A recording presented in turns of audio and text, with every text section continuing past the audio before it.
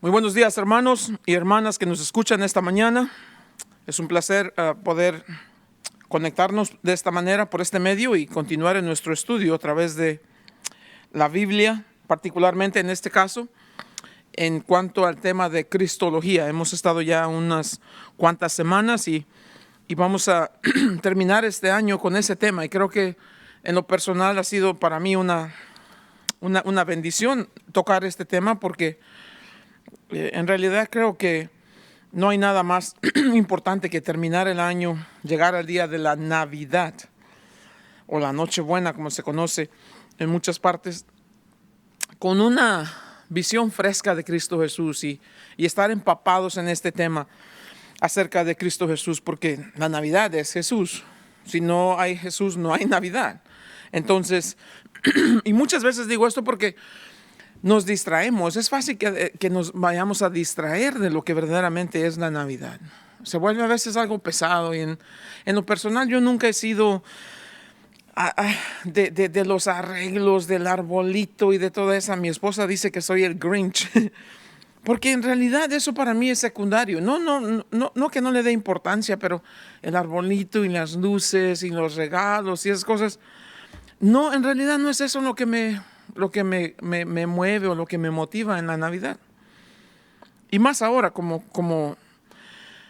un siervo de Dios, como pastor, pues obviamente sé que la Navidad es Jesús, y entre más empapados estemos de Jesús y conozcamos, pues creo que mayor entendimiento y mayor entendimiento de Jesús, entonces mejor la manera de celebrar la Navidad. Así que con eso vamos a orar y vamos a pedir a Dios que nos instruya en esta mañana. Padre bueno, en el nombre de Jesús, Dios, gracias te doy por esto, Señor, que estás haciendo con nosotros, por tu bondad, tu misericordia, por las bendiciones, por el regalo más grande que nos diste, Señor. Enredado, no con papel y moños y puesto bajo de un árbol. No. El mejor regalo que nos diste fue a Jesús enredado en pañales muy humildes, en un pesebre. El soberano Dios del universo nació en un simple y sencillo pesebre. Y cuando hablamos de eso, Señor, nos da mucho gozo, porque así como tú dijiste,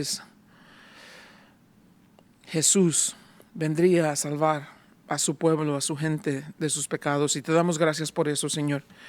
Gracias que nos has permitido estos tiempos, estas semanas, Señor, de poder estudiar lo que la Biblia dice acerca de Jesús, y gracias que has abierto nuestros ojos para ver cosas que tal vez ya conocíamos y necesariamente tendríamos que volver a revisitar y tener esta idea clara de Jesús, la Navidad, el nacimiento de Cristo Jesús, que era solamente el primer paso.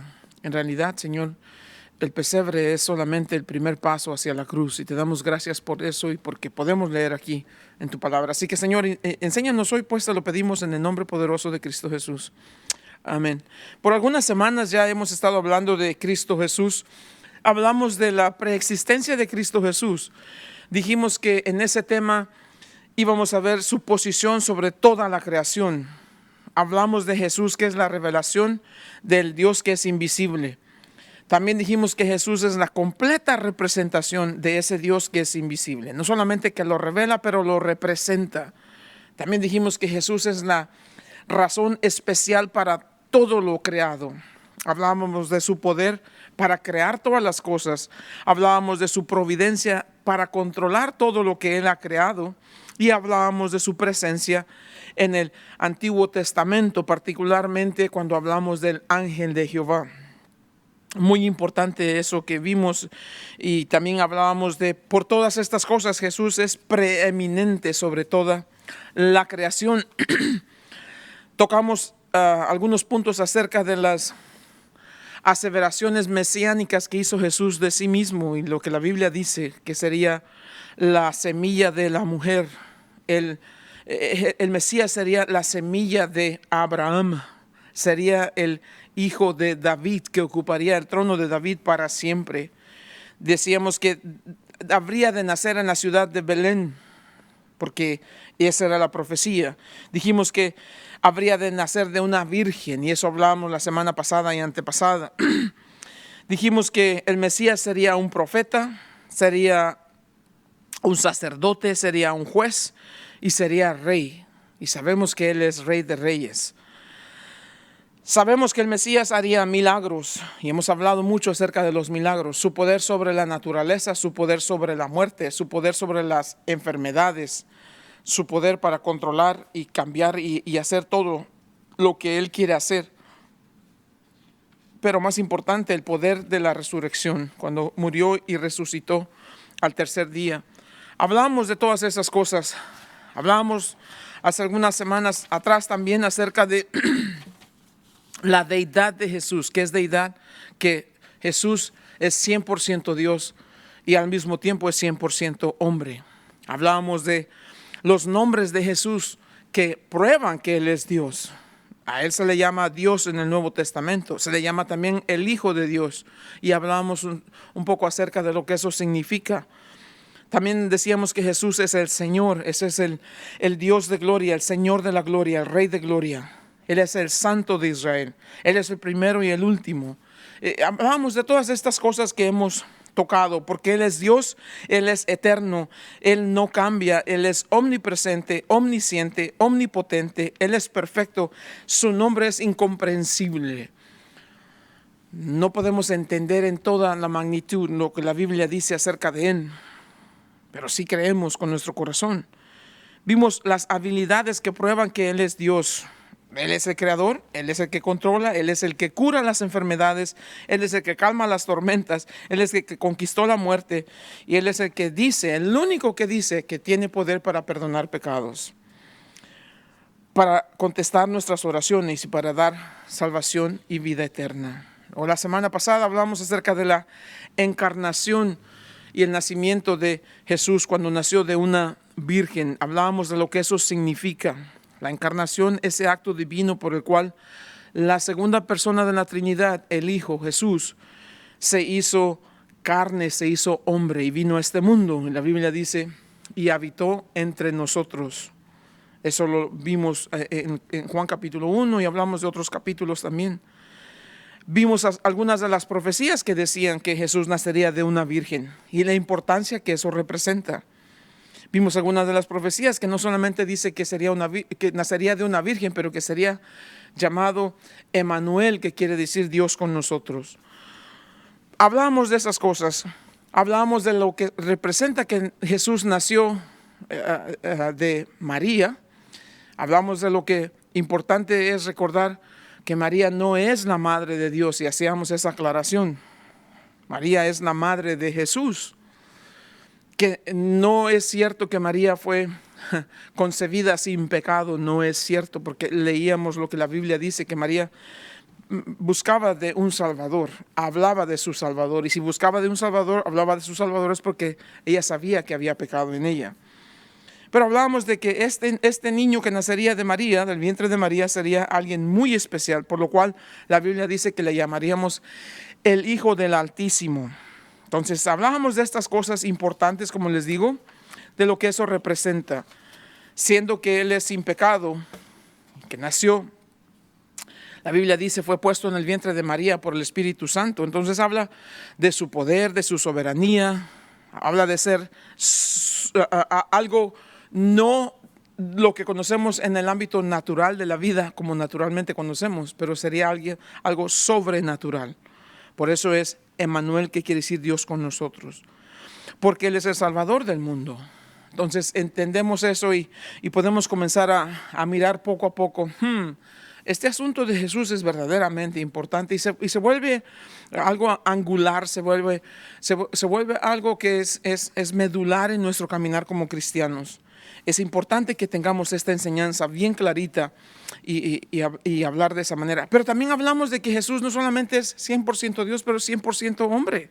Vimos que como hombre nació como un bebé, creció en la misma manera que crecen los otros personas, de un bebé a un niño, a un joven, a un hombre adulto, a un hombre mayor. Y vimos sus cosas como cualquier hombre. Experimentó los mismos las mismas circunstancias que experimenta cualquier persona en su crecimiento físico. Y sabemos que tenía un cuerpo físico. Después de su resurrección, inclusive lo vimos hablando con la gente y él les decía, tóquenme, véanme, no soy un fantasma, soy carne y hueso. Y le dieron de comer porque tenía hambre. En su momento tuvo sueño, en su momento estuvo cansado, tenía sed, experimentó agonía física. O sea, todas estas cosas que hemos ido acumulando a través de las semanas para llegar a este punto. No sé si les mencioné la semana pasada, pero tenemos que terminar o debemos terminar este punto de la encarnación de Jesús y el milagro. Eso es lo que eso significa, un milagro, que Jesús, la segunda persona de la Trinidad, el Hijo de Dios, Dios que se hizo carne y habitó entre nosotros. Eso es lo que llamamos la encarnación, el milagro de la encarnación. Una de las más grandes verdades en toda la Biblia, que Dios se hizo hombre, se hizo carne. Y uno de los más hermosos versos en capítulo 2 de Filipenses quiero compartir para que cerremos esta parte. Después, cuando regresemos después de Año Nuevo, vamos a hablar acerca de la muerte de Jesús, la resurrección de Jesús, su ascensión al cielo y su segunda venida. Son esos 4 temas que nos van a quedar pendientes, pero antes queremos, por así decirlo, sellar esta primera parte. Como les dije anteriormente, en el estudio de Cristología prácticamente tenemos 2 temas principales. ¿Quién es Jesús y qué es lo que hizo? ¿Quién es y qué hizo? Bueno, hemos hablado ya hasta este punto quién es, y hoy vamos a cerrar esa parte de quién es, y luego aquí para adelante vamos a mirar prácticamente qué hizo, por qué vino, a qué vino, qué significa que tenía que morir por nuestros pecados. Así que en capítulo 2 de Filipenses leemos en el verso número 1. Ahora bien, este capítulo, esta carta que Pablo escribió a la iglesia en Filipos, Pablo escribió esta carta mientras que se encontraba prisionero por causa del evangelio. Después iba a ser llevado a Roma y quedaría en Roma, y después de algún tiempo va a quedar ahí preso y después va a ser ejecutado. Pero en prisión tiene este tiempo para escribir esta carta que la va a enviar a esta iglesia, Filipos, que son una iglesia muy especial en el corazón de Pablo, porque ellos se preocuparon siempre de Pablo y estaban preguntando dónde estaba y cómo le iba y todo eso. Y dice, ellos juntaron una ofrenda para mandarla a Pablo, y Pablo consideró eso como una gran bendición y les escribe esta carta. Al mismo tiempo que les agradece por lo que han hecho, también les habla ciertas cosas que estaban pasando entre ellos, como que había un poco de división, estaba un poco de disensión, las cosas no estaban perfectamente normales. Entonces aprovecha esta carta y les escribe, pero vean, de la manera en que escriben la carta, les va a decir 4 veces, regocíjense, regocíjense, regocíjense, regocíjense. Y les va a hablar centralmente a todo lo que escriben en Filipenses. Siempre pongan sus ojos en Jesús, prácticamente eso. Va a decir en algún momento, para mí vivir es Cristo, morir es ganancia. La vida que se encuentra en Cristo Jesús. Y luego les va a decir, yo tengo gozo en mi vida, pero estaba preso. Tengo gozo de servirles y estaba preso. Estoy poniendo mi vida, dice, como un sacrificio, pero estaba preso. Y sin embargo, ahí donde está, dice, yo tengo gozo, un gozo tremendo. Y les dice a ellos, regocíjense, regocíjense, regocíjense. Y les habla de estas cosas. Empezando en el capítulo 2, les dice, quiero por favor que paren un momento y pongan cuidado en lo que les voy a decir, para que ordenen sus prioridades. Les dice en el capítulo 2, verso 1, dice, así que, por lo tanto, si hay alguna consolación en Cristo, si algún consuelo de amor, si alguna comunión del Espíritu, si algún efecto entrañable, si alguna misericordia, completad mi gozo, sintiendo lo mismo, teniendo el mismo amor, unánimes, sintiendo una misma cosa. Nada hagáis por contienda o por vanagloria, antes bien con humildad, estimando cada uno a los demás como superiores a él mismo, no mirando cada uno por lo suyo propio, sino cada cual también por lo de los otros. Les describe aquí lo que sería una iglesia perfecta. Imagínense una iglesia donde hay esa comunión de espíritu, donde todos se aman entrañablemente, donde hay nada más que misericordia, no hay envidia, no hay pleitos, no hay contiendas, donde todos viven con gozo, donde todos sienten lo mismo por el amor de Dios y por el amor hacia los demás, donde todos son unánimes, nunca hay discusiones, nunca hay divisiones, sienten un mismo deseo, y eso es alabar y glorificar a Dios. No se pelean, nadie es orgulloso, presumido y vanaglorioso, nadie hace nada de eso. Al contrario, todos son humildes, todos preocupados por el bien de los demás. Nadie ve a otro como menos, todos se ven como siervos, todos se aman, todos se preocupan por el bien de los demás. Imagínense una iglesia así, imagínense una familia así. Ay, imagínense un matrimonio así. Pero quiero que pongan atención, cuando Pablo continúa escribiendo estas cosas, va a poner en el centro de todo esto a Jesús y glorificado. Y lo va a exaltar, lo va a poner en un lugar tan majestuoso, que todos los ojos tienen que mirar a él y preguntarse, ¿dónde está mi parte en esta iglesia? ¿Qué parte de esto tengo yo en mi familia? ¿En cuánto estoy colaborando para que este sea el ámbito en mi matrimonio? ¿Se dan cuenta? Entonces, pone estas cosas por delante y ahora les va a comenzar a decir, vean, les dice que se preocupen por el bien de los demás, sean humildes, consideren a los demás superiores, y luego dice, y preocúpense por el bien de los otros. Verso 5 es como diciendo, es como imposible. Bueno, dice, no es imposible. Aquí está la clave. Verso 5.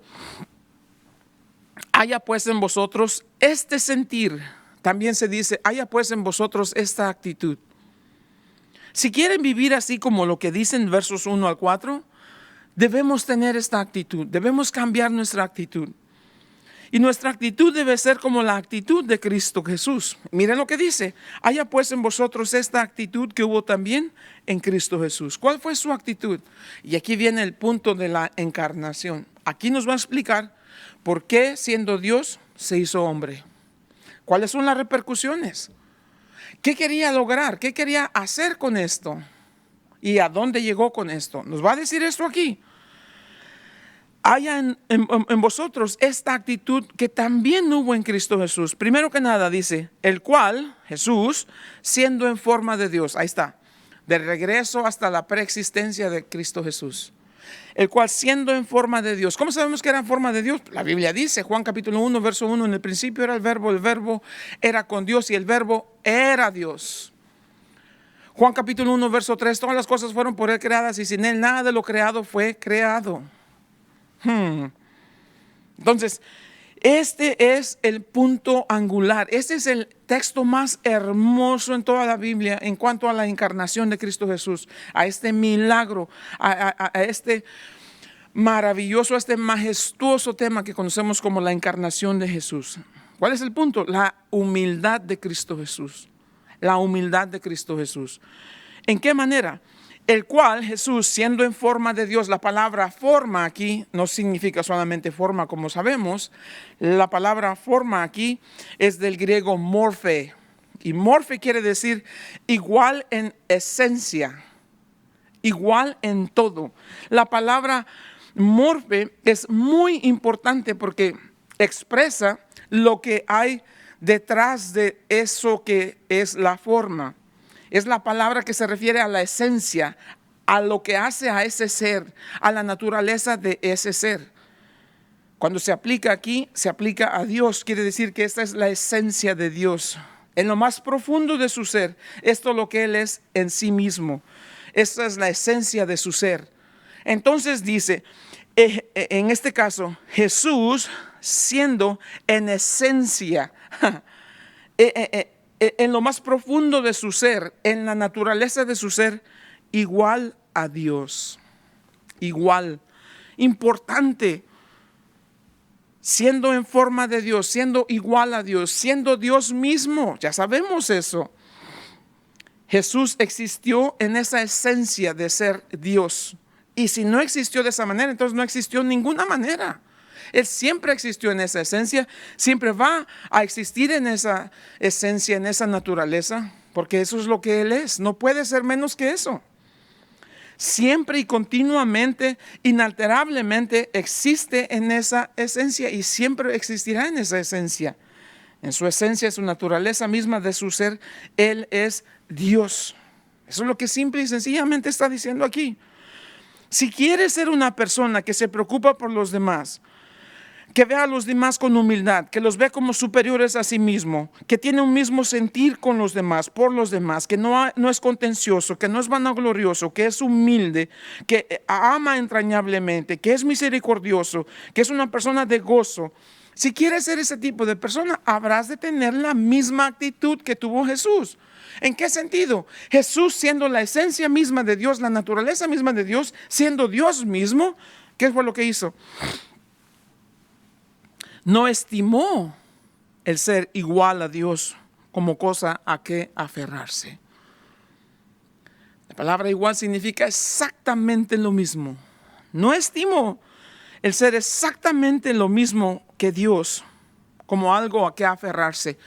Él no tomó esa actitud de decir, no, yo no puedo sufrir, yo no puedo descender, yo no puedo ir a vivir entre ellos porque yo soy Dios. Esa no fue la actitud de Jesús.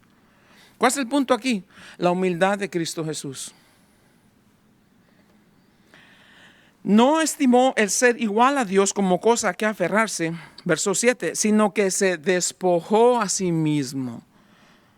Ahora, esta frase aquí, que se despojó a sí mismo, ha sido punto de contención por muchos siglos. Ha sido un punto de discusión en muchos ámbitos, porque parece ser que es imposible para las personas entender cómo es que siendo Dios se despoje a sí mismo de ser Dios. No, eso no fue lo que hizo. Dice aquí se despojó a sí mismo. En realidad en el original griego dice, sino que se vació, eso se hizo vacío de sí mismo. Esa es la palabra, vaciar, como cuando tienes agua en una jarra. Luego tienes un vaso, agarras el agua que está en esa jarra y lo pones en ese vaso. Ya no hay agua en la jarra. Eso es lo que significa la palabra, vaciar por completo el contenido. Jesús estuvo dispuesto a hacer esto. Pero el punto de contención, el punto de por qué esto ha sido de mucha discrepancia, es porque personas han dicho, entonces quiere decir que Jesús dejó de ser Dios. Y cuando vino aquí, vivió simplemente como un hombre, lleno del Espíritu, por eso tenía ese poder para hacer los milagros, pero no era Dios. No, eso no es lo que está diciendo. Entender esta palabra ha costado muchísimo y muchos libros y comentarios y cosas se han escrito acerca del tema, pero lo que él estaba tratando, el Espíritu Santo nos estaba tratando de enseñar aquí, va más profundo de lo que simplemente se ve a primera vista. Dice, se despojó a sí mismo y luego hay una coma y dice tomando forma de siervo. Entonces, este despojarse de Jesús, este vaciarse de lo que está diciendo, tiene que continuar inmediatamente en la siguiente palabra, que es tomando. En cierta manera, no decir se vació de, pero se vació en. Ese sería el punto. Se despojó y se despojó en. No se despojó de algo, sino que lo virtió, lo puso en. A eso estaba diciendo. A eso se estaba refiriendo aquí. La siguiente palabra tiene muchísimo que ver con esto. Tomando forma de siervo. Entonces quiere decir que siendo 100% Dios, siempre fue Dios, no puede dejar de ser Dios, jamás. No puede ser un mínimo que deje de ser Dios, porque dejaría de existir. Siendo Dios, vino y se dio a algo. ¿A qué se dio? Siendo Dios, se dio a ser siervo. Esa es la humildad de lo que estamos hablando. Todo lo que tiene que ver con Navidad y todas las celebraciones, lo que deberíamos tener claro en nuestra mente al celebrar, al abrir los regalos y comer los tamales y cantar los cánticos y tomar el ponche y hacer todas estas cosas, lo primero es recordar que Jesús en su humillación dejó su trono en el cielo, la adoración de los ángeles, de millones y millones de ángeles todos los días, en un lugar donde no existe el pecado, donde todo es perfecto, donde todo el centro de atención en ese lugar es el trono donde el Padre y Jesús está sentado a su diestra. Eso es lo que Jesús tuvo que dejar para venir a la tierra, pero no dejó de ser Dios. Ese es el punto en donde muchos teólogos y muchos eruditos han caído en error, es de pensar que Jesús en alguna manera pudo dejar de ser Dios. No hay tal cosa. Nunca dejó nada de su deidad a un lado. Siempre siguió siendo Dios. Y eso es lo que este verso nos está tratando de decir. Se vació, dice, a sí mismo ¿en qué? En un siervo. Al tomar forma de siervo, otra vez la misma palabra aquí, forma, al tomar esa forma de ser un siervo, todo lo que Él es deidad lo puso en este hombre, Jesús, que va a vivir con esta actitud de ser un siervo que mira a todos como superiores a sí mismo. Un siervo que no mira por lo suyo, sino por el bien de los demás. A un siervo que es humilde, un siervo que no es vanaglorioso, que no hace nada por contienda. Es de verdad, o sea, tratar de pensar que con esto queda explicado el asunto de la encarnación es una grosería. No hay tal cosa. No hay lenguaje humano que haga justicia a lo sublime, a lo profundo de tal declaración. Pero creo que el Señor nos está enseñando estas cosas de manera que lo podamos ver. Este es el mismo Dios que creó todo lo que existe.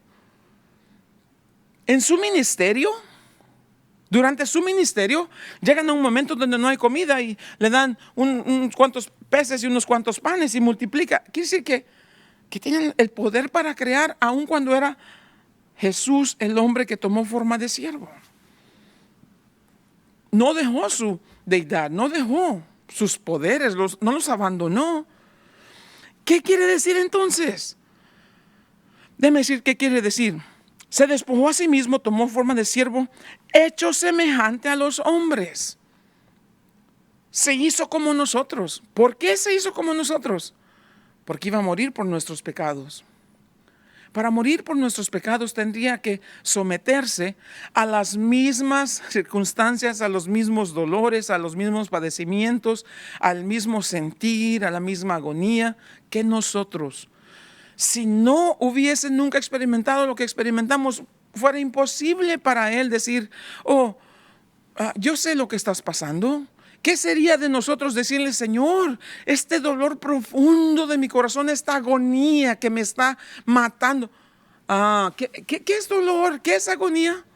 No. Él vino y se hizo como nosotros, sufrió como nosotros, enfrentó todo lo mismo que enfrentamos nosotros, pero sin pecado. Hebreos 4 nos dice absolutamente eso. Tenía que ser similar a nosotros, semejante a nosotros, como nosotros, para morir por nosotros. Pero sin pecado. Sin pecado. Y estando en la condición de hombre, ya eso es semejante humillación. Del cielo a la tierra, una humillación de por sí muy grande. De la tierra a ser un hombre que es el siervo. El desprecio, la burla, el reír de la gente. Vemos en los evangelios, entra para sanar a una niña que había muerto, entra allí y les dice a todos, sálganse por favor, y se empiezan a reír de él, ja, ja, ja, ja, ja. Entra y le dice a la niña, levántate. Le resucitó a esta jovencita. Fue a la tumba de Lázaro y le dijo, quiten la piedra, y luego quitaron la piedra y dijo, Lázaro, sal. Y salió Lázaro, y de todos modos se burlaron de él. Él dijo, ¿quién de ustedes me redarguye de pecado? Y se burlaron de él. Le dijeron, tú ni siquiera sabes quién es tu papá. Todo el tiempo de su ministerio, esos 3 años y algo que estuvo en su ministerio en la tierra, todo fue burla, tras ofensa, tras ridículo y todo. ¿No es eso humillación? Si eso no es humillación, ¿qué es? Pero no solamente se hizo hombre y luego se hizo siervo. La Biblia nos dice que fue todavía más. O sea, viene de paso en paso en paso y cada vez va más profundo, más profundo, más profundo. No solamente se hizo un siervo, haciéndose semejante a los hombres, dice. En la condición de hombre se humilló a sí mismo. Nadie lo humilló, él se humilló, porque era el sentir de su corazón de hacer lo que tuviera que hacer para redarguirnos, para redimirnos, para traernos de regreso al Padre que nos creó, para tener comunión íntima con Él y vida eterna en su presencia. Cuando estábamos muertos sin delitos y pecados. Mas Dios muestra su amor para con nosotros en que estando muertos sin delitos y pecados, Dios envió a su Hijo, nacido de una mujer, nacido bajo la ley. Se humilló a sí mismo, haciéndose obediente hasta la muerte. O sea, humillación tras humillación, llegas a un momento donde dices, ok, ya para, ya. ¿Hasta dónde va a llegar esta humillación? Los soldados que vinieron a buscarlo cuando estaba en el jardín, le preguntaron, ¿a quién buscáis? Le dijo, a Jesús de Nazaret. Dijo, yo soy. Y cayeron tirados. Y otra vez dijo, ¿a quién buscas? A Jesús de Nazaret. ¿Qué te digo que yo soy? Y otra vez volvieron a caer. Los soldados van a arrestarlo y en ese momento Pedro saca su navaja o su cuchillo y le corta la oreja a uno de los hombres que están ahí, a uno de los siervos del sumo sacerdote. Le corta la oreja y Jesús recoge esa oreja y se la pone. Yo no sé qué fue lo que hizo, le puso otra oreja, le puso la misma, no sé, pero lo que sí sé es que lo sanó, la Biblia dice. ¿Cómo es posible que teniendo tanto poder se dejó arrestar por estos soldados?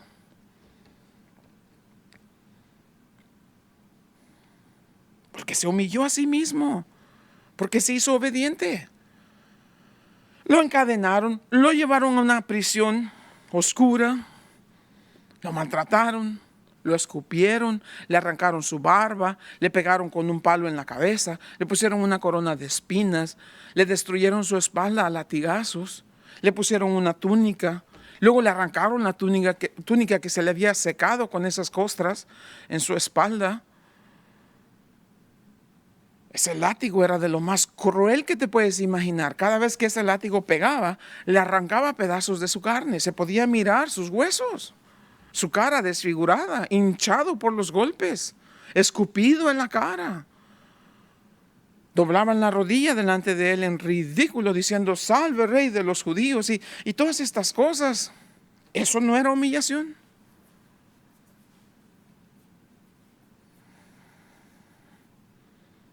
Se humilló a sí mismo, haciéndose obediente hasta la muerte. Y muerte de cruz, no muerte cualquiera. No murió en una cama, tranquilito, en paz, no. Murió bajo el más profundo dolor que se hubiese experimentado. Murió con el dolor no solamente físico de su cuerpo, pero con el dolor de haber quedado separado de su Padre cuando todo el pecado de la humanidad cayó sobre su persona. En el momento en que gritó, Dios mío, ¿por qué me has desamparado?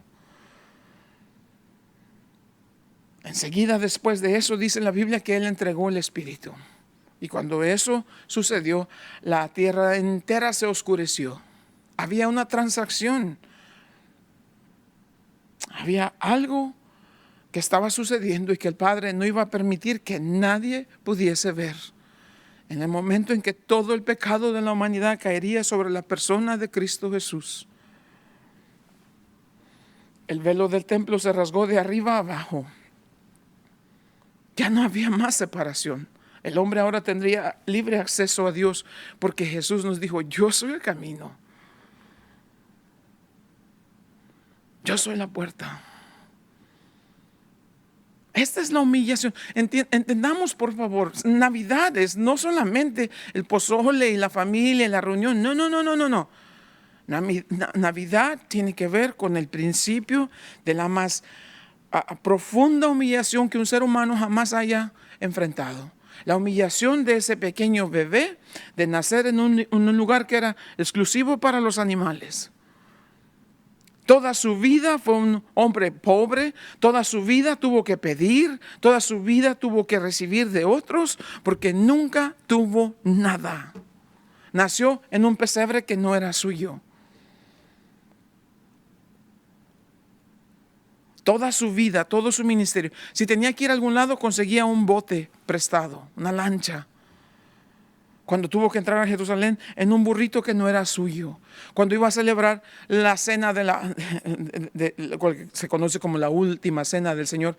Cuando iba a tener ese tiempo de comunión con sus discípulos, consiguió un lugar prestado. No siquiera tenía una casa. Cuando los discípulos le dijeron, te vamos a seguir, dijo, piensen, yo no tengo dónde recostar mi cabeza. En serio. El dueño de todo el oro y de toda la plata vivió en la más profunda pobreza. Nunca fue dueño de nada. Siempre recibió de otras personas. Vivió su vida con solamente una túnica que al final se la quitaron.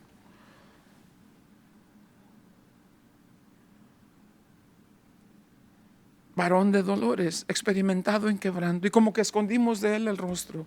Lo tuvimos por afligido de Dios, dice Isaías 53.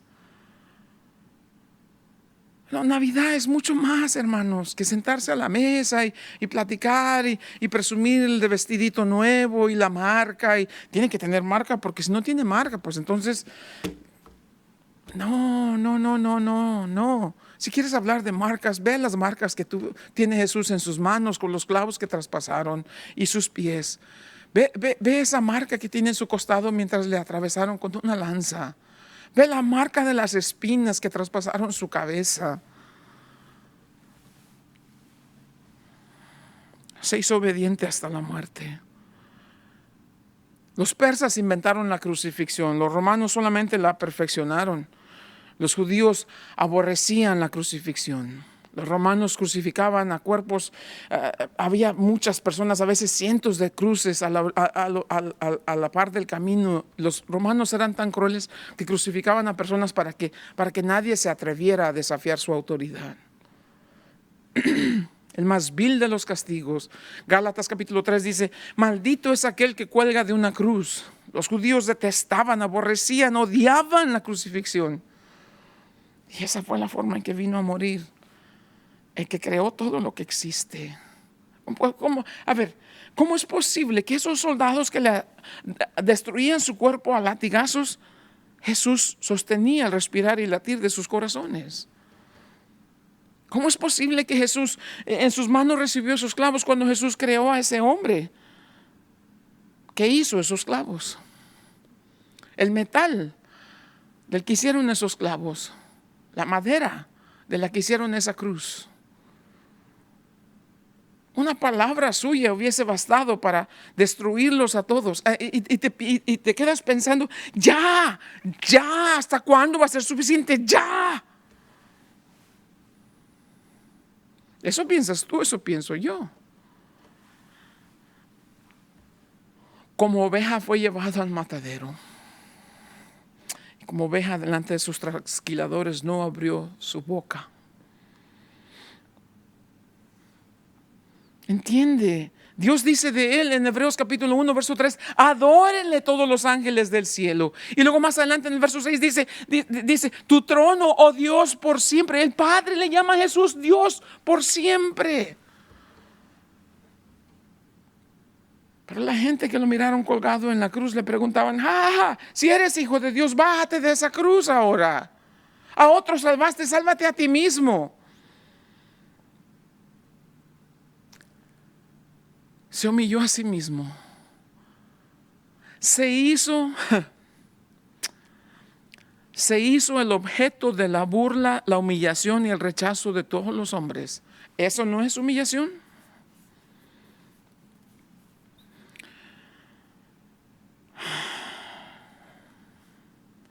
Haciéndose obediente hasta la muerte y muerte de cruz.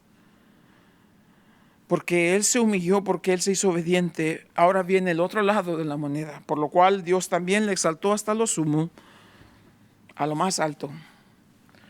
Jesús fue del cielo a la tierra, de la tierra a la sepultura, de la sepultura a la vida, a la resurrección, de la resurrección a la ascensión, de la ascensión, llegando al cielo, a la exaltación, a la adoración. Juan ve a Jesús en el cielo, en el libro de Apocalipsis nos dice, cuando lo vio, no lo podía mirar de frente. Sus ojos como una llama de fuego.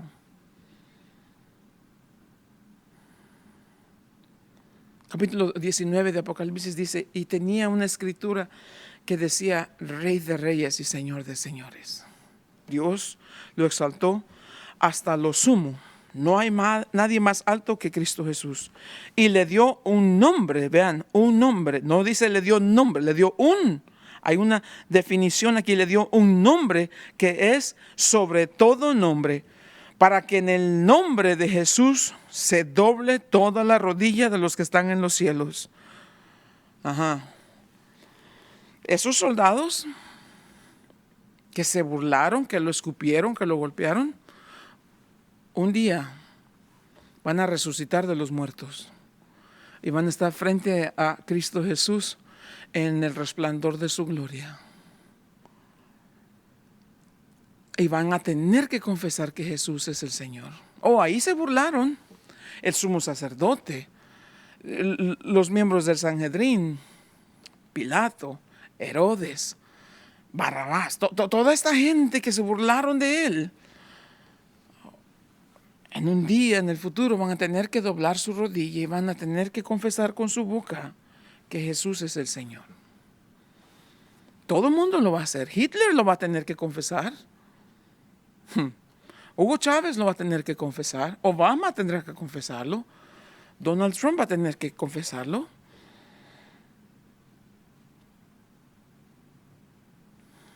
El Che Guevara, Fidel Castro, Vladimir Lenin, Carlos Marx, Carlos Darwin. Todos un día van a tener que doblar su rodilla y van a tener que confesar que Jesús es el nombre sobre todo nombre y que Jesús es el Señor, y lo van a tener que hacer para la gloria de Dios Padre.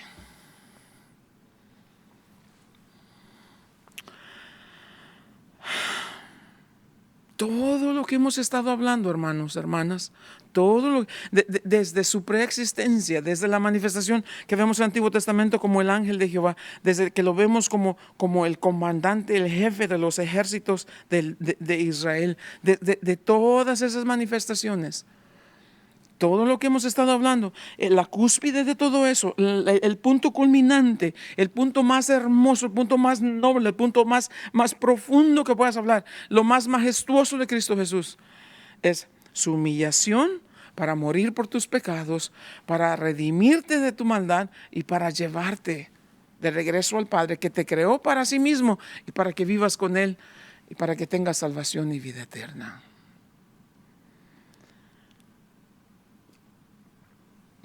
El tiempo no lo permite, pero ojalá pudiésemos tener tiempo y mucho más tiempo y ver todos los versos y ver todas las implicaciones que esto representa. ¿Por qué lo hizo? ¿Por qué tuvo que morir? ¿Por qué tuvo que humillarse de esa manera? ¿Qué es lo que eso representa?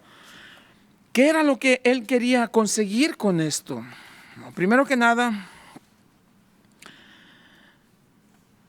compartir con nosotros su vida. Yo he venido para que tengan vida y vida en abundancia. Nos dice que Él vino a destruir no solamente, escucha, no solamente la paga del pecado. La Biblia dice la paga del pecado es muerte, mas la dádiva de Dios es vida eterna en Cristo Jesús. Él vino para que salieras de esa condenación de estar bajo el pecado y recibieras en Cristo Jesús salvación y vida eterna. La Biblia dice, al que no conoció pecado por nosotros se hizo pecado. La Biblia dice, Jesús siendo rico por nosotros se hizo pobre.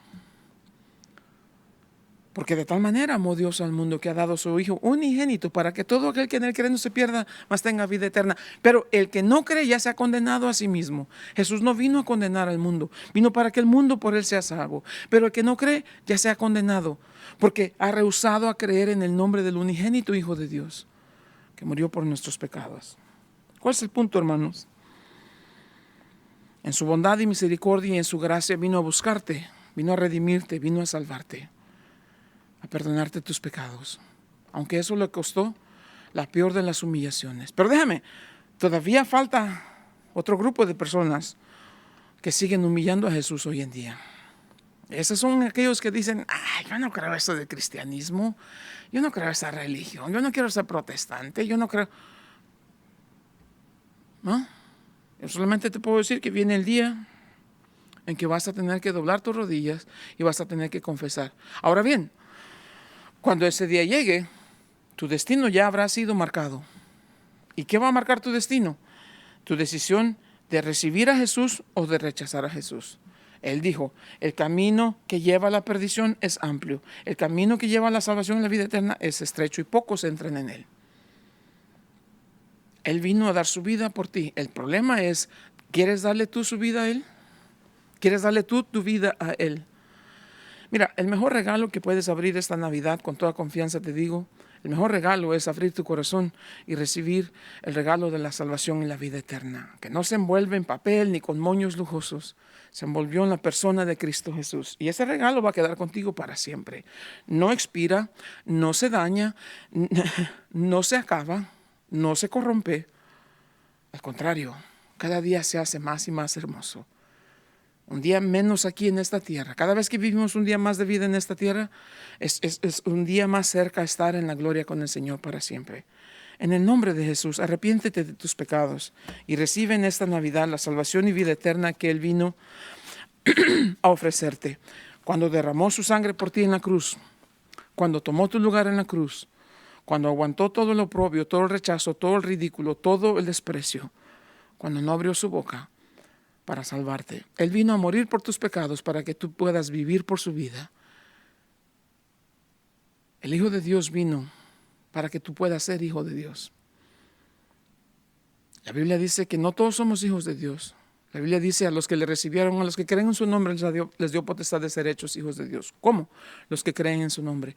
¿Crees que Jesús es el único Salvador? Nadie más murió por tus pecados, nadie resucitó, nadie te ha dicho que viene otra vez. Buda no puede hacer eso, Confucio no puede hacer eso, el marxismo no puede hacer eso. La Virgen María no puede hacerlo, la Virgen Guadalupe no puede hacer eso por ti. No tienen vida. Mi Jesús tiene vida y tanto tiene vida que estamos esperando que venga. Y cuando Él venga, tal vez será demasiado tarde. ¿Para qué esperar? ¿Por qué poner tu eterna condición en riesgo? Recibe a Jesús como tu Señor y tu Salvador. Padre, en este día te doy gracias, Señor, por tu bondad y tu palabra. Te pido, Dios, que si hay una persona que no ha recibido a Jesús en su corazón, que esta Navidad sea la primera Navidad que pueda decir, esta es la mejor Navidad de siempre. En esta Navidad recibí el más grande regalo, el regalo de la vida eterna. Recibí a Jesús en mi corazón. Y Él ha prometido quedarse conmigo para siempre. Confiésale tus pecados y pídele perdón. Él es justo y fiel para perdonarte. Ahora, si dices que no has pecado, ya estás pecando contra Dios, porque estás diciendo que Dios es mentiroso. Pero si le pides perdón, Él es justo para perdonarte. Y la sangre de Jesús te lava de toda la inmundicia. Y esta sería la mejor Navidad de tu vida. Con todas las circunstancias, las desavenencias y los problemas, recibe a Jesús en tu corazón y comienza hoy a vivir en esa vida eterna que Él te promete. No es cuando te mueras, es cuando recibes a Jesús. Y es mi oración que esta sea la mejor Navidad de tu vida. Con Jesús en tu corazón, el más grande regalo que jamás hayas recibido. Que Dios te bendiga, que tengan una excelente Navidad y un año nuevo de muchas bendiciones. Dios les bendiga.